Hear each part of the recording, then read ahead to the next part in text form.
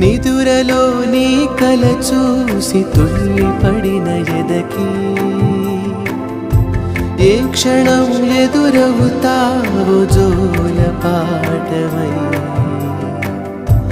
ఆకలని అడగక ముందే నోటి ముద్ద నువ్వై ఏ కథలు వినిపిస్తావో జాబిలమ్మ